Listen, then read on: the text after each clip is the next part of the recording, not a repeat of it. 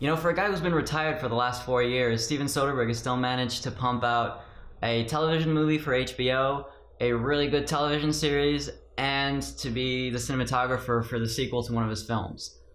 So it makes you think that this guy who shouldn't be working is still producing some really good stuff, and meanwhile, here I am. And maybe that's why he's the youngest Palme d'Or winner in the history of the Cannes Film Festival, and I'm just a miserable cunt. Yo, they see my tattoos, yeah, they say he bad news. Clap dudes, whack dudes, eat them up like cashews. Black shoes on my feet, rap dudes. Logan Lucky is the new movie directed by Steven Soderbergh. It stars Channing Tatum, Riley Keough, Adam Driver, and Daniel Craig. It's being described as a redneck Ocean's 11, which is a pretty easy comparison considering that it is a heist film directed by the guy who made Ocean's 11. And in actuality, it's a pretty apt comparison, and not necessarily a negative one. I mean, Ocean's 11 is probably the yardstick by which you measure 21st century heist films, even though there are crazy people like me who strongly defend that Ocean's 12 is the best film in the franchise, but that will be for another video maybe. As for Ocean's 13, yeah, we should forget that one. Let's just say that Steven Soderbergh needed the money to make Che. But instead of focusing on the comparisons between the two, I think it's more interesting to focus on what the differences actually are. Ocean's 11 was made after the economic boom of the 90s in a pre-9/11, pre-economic meltdown world. And what you get is a film that very much celebrates the glitz, the glamour, and is a film about superstars being superstars and just generally being awesome. Now you fast forward 16 years and you couldn't be further away from the nice suits and the Rolexes and the nice dinners of the Las Vegas Strip. What you get here is you're in West Virginia among a working class people that have suffered tremendous economic and social hardship and that are just really struggling to get by.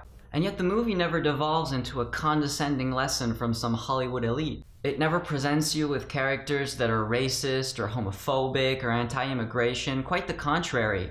And even if it does indulge in some cliches like the accents or the clothes or the fact that maybe the main characters aren't the most cultured or educated people, yet they're far from being stupid. They're actually really smart. They pull off a really cool heist.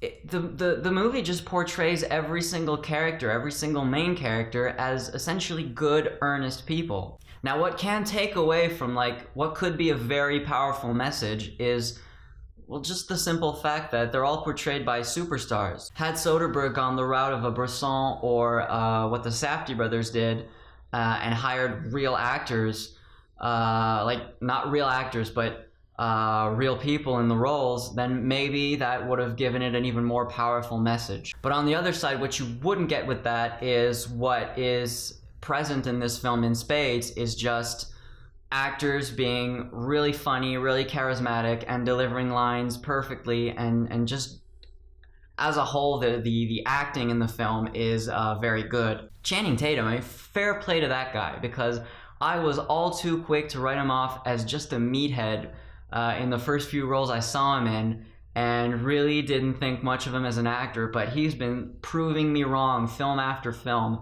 He is very slowly accumulating quite the interesting filmography, and I think this is like his fourth collaboration with Soderbergh, so he's really working with some great films, choosing some great projects, and actually evolving as an actor and really pushing himself to do some really interesting roles.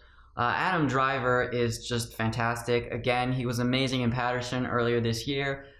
He's one of the best young actors working today. I don't know what it is with him. I mean, he's a really good actor, but the camera just loves him. I mean, he's extremely charismatic. You wouldn't necessarily call him like a traditional, classic, handsome leading man, but there's something about the way he looks that you just can't look away. You just want to see him act. You just want to see him do things. He's incredibly charismatic. Riley Keough, she's a superstar. I don't know why we don't see her in more films. Daniel Craig, having so much fun, playing it super over the top, clearly enjoying himself, and it's really nice to see him in another role than in the James Bond films, even though I love him as James Bond. I think he's amazing. The only real sour note comes towards the third act of the film with Hilary Swank, who just really doesn't seem to understand what film she's in. she's just playing it as this monotone, uninteresting kind of resting bitch face throughout the entire last 20 minutes of the film. And quite frankly, I don't really know what was going on there. And as a whole, the entire third act of the film is probably the most disappointing part. It does this whole thing that all these heist movies do. Ocean's 11 did it, where you think that something went wrong, but oh no, it was actually all part of a master plan. And then the movie kind of reveals to you what really went down. And to me, that's a faux pas. I think the movie really doesn't warrant that kind of ending. In the Ocean's movie, the technical aspect of actually how they pull off the heist is central to the enjoyment of the film. And I think that's really not the case in this one. Not that it isn't interesting, not that it isn't a good heist, it's just that it's maybe less elaborate. And I think that to focus too much on the minute specifics of how the heist goes down actually makes it kind of a little lame, and is also missing the point of the film. It's really trying to wow us in the end of, oh my god, that's how they did it, but in truth, it really doesn't work all that well. And like I said, it kind of misses the point of the film. But minor criticisms aside, it's just a solid, fun, entertaining summer film, something that we really need, and we need more directors like Steven Soderbergh who can navigate within the studio system, to the indie system, to television, to big Hollywood blockbusters, to Oscar dramas, to just tiny, small, independent, experimental films. And unfortunately, the movie didn't really do all that well during the weekend because people would rather go see some stupid doll movie. And, well, you know, we all know that people are terrible. But that's okay, because very soon our species will ultimately destroy itself, and we will be replaced by sentient apes. And frankly, we deserve it. Really quickly, I want to touch on War for the Planet of the Apes, which I just came out of. And I know I'm late to the party because everybody has had nothing but good things to say about the film, and it really is quite an excellent film. It isn't perfect, but as a big tentpole summer film, I think it's, first of all, I thought it was really ballsy. Most of the film's almost entirely silent in sign language, you know, forces the spectator to read subtitles, which is generally really frowned upon in the big blockbuster world.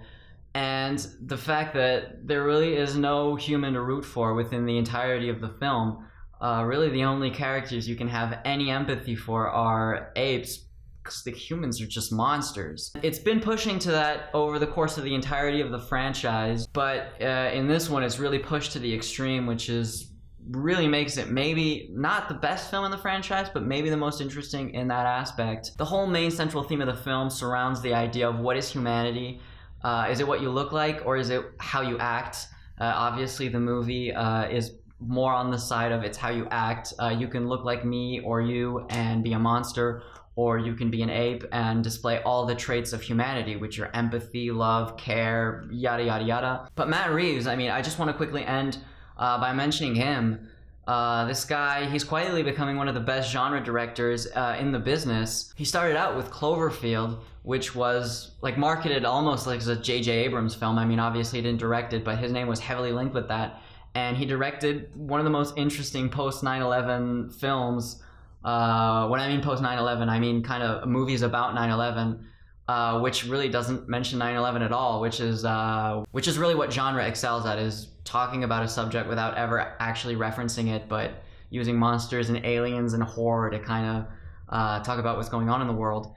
And after that, he does the remake of Let the Right One In, which every cinephile, including myself, absolutely poo-pooed even before it was out, and ended up being really good. I mean, it's not as amazing as the original, but it's still a very solid remake, and kind of its own thing, actually. And now he's been thrust into the Apes franchise to finish the last two films, and again, he's putting out some really solid, entertaining films, and I'm really curious to see what he does next. I'm really hoping he does something original, but I mean, even if, like, DC, they should hire him to do some of the DC movies, or if he made a Superman film, I'm sure he'd do something pretty good. But that's really all I had to say about War for the Planet of the Apes. Again, late to the party, everybody seems to like it, rightfully so. It did okay, didn't do amazing. I don't know where the franchise goes from here. And until next time, if I don't die from the simian flu, or if the neo-Nazis don't take over the world, which could be very soon, from the looks of things,